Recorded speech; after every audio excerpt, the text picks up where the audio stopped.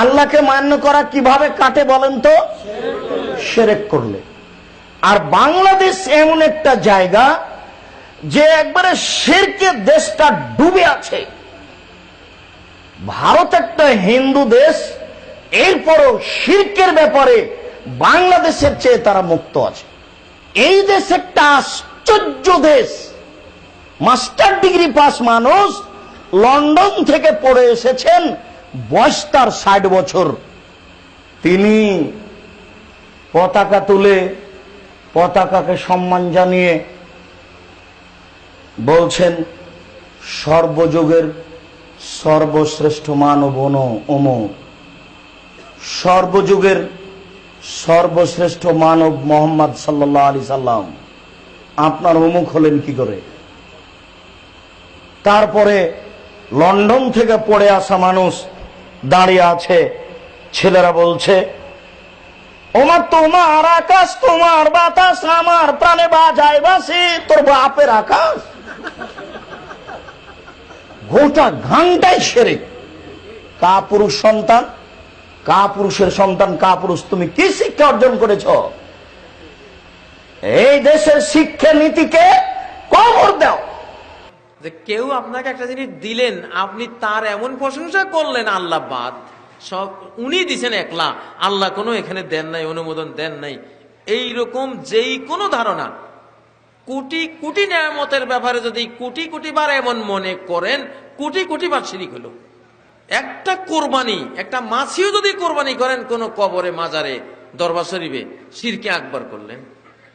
একটা ব্রিজ বানাচ্ছেন, একটা বিল্ডিং বানাচ্ছেন, এখানে একটা কালো মুরগির বাচ্চা জবাই করে দিলেন, বিল্ডিং এর গোয়াত নাকি মুরগির বাচ্চা দেওয়া লাগে, শিরিক করলেন। বুঝেন না? কোন মানুষের সামনে এইভাবে নত হয়ে থাকলেন, সেজদা দিয়ে দিলেন, শিরিক হলো। তাবিজ বাঁধলেন, শিরিক হলো। বুঝেন না? ধনির কাছে গিয়ে তার ধনের কারণে একবারে উনি হাজার হাজার কোটি টাকার মালিক, হ্যাঁ, ওনার কাছে গিয়ে জড়সড় হয়ে দাঁড়াইছেন, শিরিক করলেন। কি করলেন? শিরিক করলেন। বাপের কসম, শ্বশুরের কসম, আমার দলের নেতার কসম, শিরিক করলেন। আল্লাহর নাম ছাড়া কারো নামে কসম করা যায় না। মান হালাফা বেগাইরিল্লাহ ফাকাদ আশরাকা, গায়রুল্লাহর নামে যে শিরিক হলফ কসম করলো, সে কি করলো? শিরিক করলো। বললেন আজকে কুত্তে এটা যদি না থাকতো, চোর ঢুকে সব লো যেত আজকে ঘরের। ইস, আজকে কুত্তায় বাঁচাইছে, কুত্তায় বাঁচাই তোমারে। হ্যাঁ, ড্রাইভার বড় এক্সপার্ট ড্রাইভার, না হলে গেছিলাম আজকে শেষ হইয়া। শিরিক করলা, তোরা ড্রাইভারে বাঁচা। কত ড্রাইভার এরকম ডেলি মরে। হ্যাঁ, মাঝি, জাহাজের কাপ্তান, বড় অভিজ্ঞ। এই জন্য কাল বৈশাখীতে পড়ছিলাম, অল্পের জন্য ডুবে গেছিলাম, কাপ্তানের দক্ষতায়, নিপুণতায় বাইসা গেছি। ঠিক না? শিরিক বেটা। নবী নাম জপে মানে মোহাম্মদ মোহাম্মদ মোহাম্মদ, এভাবে জপলে জান্নাতে চলে যাবে, এই কথা নজরুল বলছে। তাহলে তার ধর্মীয় জ্ঞান থাকলে এটা বলতো? বলছে যে মসজিদের পাশে কবর দিও। মসজিদের পাশে কেন? আপনার বাপের কবর যদি কাবা ঘরের নিচে ঢুকে দেওয়া হয়, 1 পয়সা লাভ হবে না। যে যা আমল করেছে সে তা ভোগ করবে। নেতা নেত্রীর ছবি মাথার উপরে নিয়ে থাকতে হয়, যা সম্মান করা শিরক। গোটা দেশটাই শিরকে ডুবে আছে। মুসলমানের বাচ্চা, তুমি জানো না যে একজন মুসলমান মারা গেলে 3 দিন শোক পালন করতে হয়? স্বামী মারা গেলে স্ত্রীকে কতদিন শোক পালন করতে হয়? 4 মাস 10 দিন। তুমি 40 বছর পরেও শোক পালন করো। তুমি আমার বলো আমি শিক্ষিত ছেলে? ছি ছি। হাতের রাশি দেখে ভাগ্য পরীক্ষা করলে শিরক হয়। হাত চালিয়ে ভাগ্য পরীক্ষা করলে শিরক হয়। টিয়া পাখির মাধ্যমে ভাগ্য পরীক্ষা করলে শিরক হয়। ডাক্তার ভালো তাই বাচ্চা বেঁচে গেল, এই কথা বললে শিরক হয়। ড্রাইভার ভালো তাই গাড়ি অ্যাক্সিডেন্ট হলো না, এই কথা বললে শিরক হয়। মাঝি ভালো তাই নৌকা ডুবলো না, এই কথা বললে শিরক হয়। গরুকে লাথি মারা যায় না, এই কথা বললে শিরক হয়। ধানের উপর দিয়ে জুতা পায়ে দিয়ে হাঁটা যায় না, এই কথা বললে শিরক হয়। ভরা পাতিলে, ভাতের পাতিলে পা লেগে গেলে মা খারাপ মন্তব্য করে, এই মন্তব্য করলে শিরক হয়। ছেলে দৌড়িয়ে কুলার উপরে চড়ে নিয়েছে, কুলা বুঝেন কি? চাউল ঝাড়া কুলা।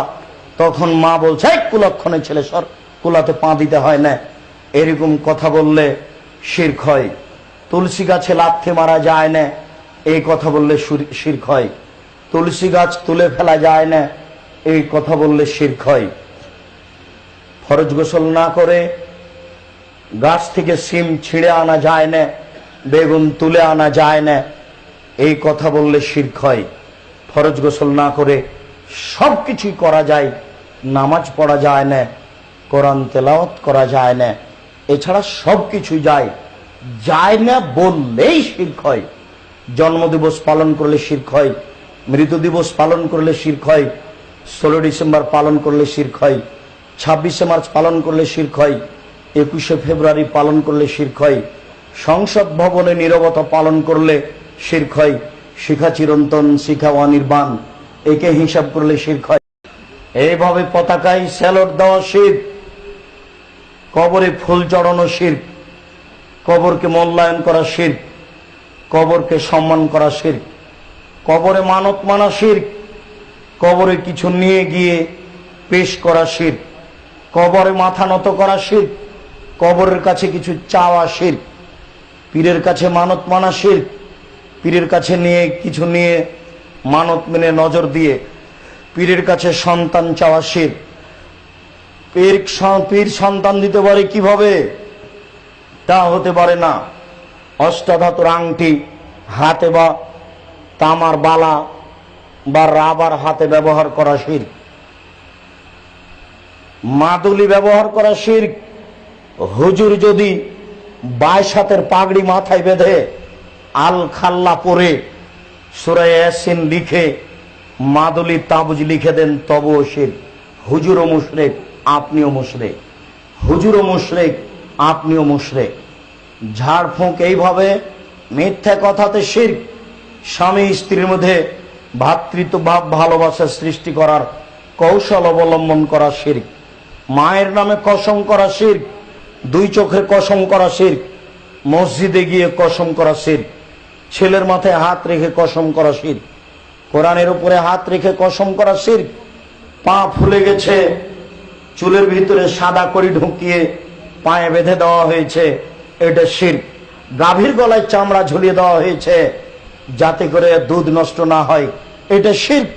রাতে লোহা হাতে করে বের হতে হবে ওই মহিলাকে যার বাচ্চা হয়েছে, নইলে তার বাচ্চাকে চোরাচুন্নি পাখি ধরবে, এই মন্তব্য শিরক।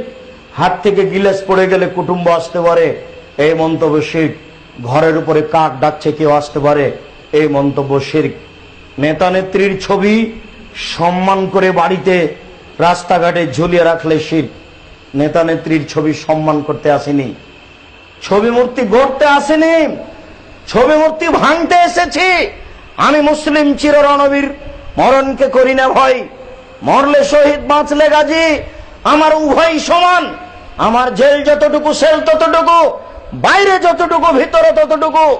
জেলের দাম দিনা 5 পয়সা, সেলের দাম দিনা 5 পয়সা, শুলি ফাঁসির 5 পয়সা দাম দিনে আমার উভয় লাভ। আমি মুসলিম চিররণবীর, মরণকে করি না ভয়। মূর্তি ভাঙতে এসেছি, মূর্তি গড়তে আসেনি। কাপুরুষ, কাপুরুষের সন্তান কাপুরুষ, তোমার লজ্জা থাকা দরকার ছিল। মূর্তি ভাঙতে এসেছি লাঠি মেরে। বাংলার মাটিতে যত ছবি মূর্তি রয়েছে তাকে ভেঙে চৌচির করে দেবো। আমি যদি না পারি আমার ছেলে ভেঙে দিবে, আমার ছেলে যদি না পারে তার ছেলে ভেঙে দিবে, তার ছেলে যদি না পারে যেদিন ঈসা আলাইহিস সালাম আসবেন সেদিন লাঠি মেরে সব ছবি মূর্তিকে গুড়িয়ে দেওয়া হবে রাস্তায়। কোন মায়ের বেটা ঠেকাতে পারবে না, সেদিন আর বেশি দূরে নাই। কাপুরুষ, লেখাপড়া শিখেছো কেন তুমি? তোমার বিদ্যাকে কবর দিতে এসেছি। তুমি বিদ্যা মাটিতে ফেলে দাও, নতুন ভাবে শিক্ষা অর্জন করো, অন্য কোন প্রতিষ্ঠানে ভর্তি হও যেখানে মূর্তি ভাঙতে শিখবে। আমার নবী ইব্রাহিম মূর্তি ভেঙেছেন, তুমি জানো না? আমাদের নবী মোহাম্মদ সাল্লাল্লাহু আলাইহি সাল্লাম মূর্তি ভেঙেছেন, এটা তুমি জানো না? আমাদের নবী মোহাম্মদ সাল্লাল্লাহু আলাইহি সাল্লাম লাঠি হাতে করে কাবা ঘরে ঢুকলেন, ঢুকে বললেন জাল হক, এসেছে সত্য, ওয়াজাহাকাল বাতিল, চলে গেছে মিথ্যে। ইন্নাল বাতিলা, নিশ্চয় মিথ্যে, কানা জাহুকা, চিরদিন মিথ্যে। এই বলে লাঠি মেরে সব বাপের ছবি মূর্তিগুলো ভেঙে ফেলে দিলেন।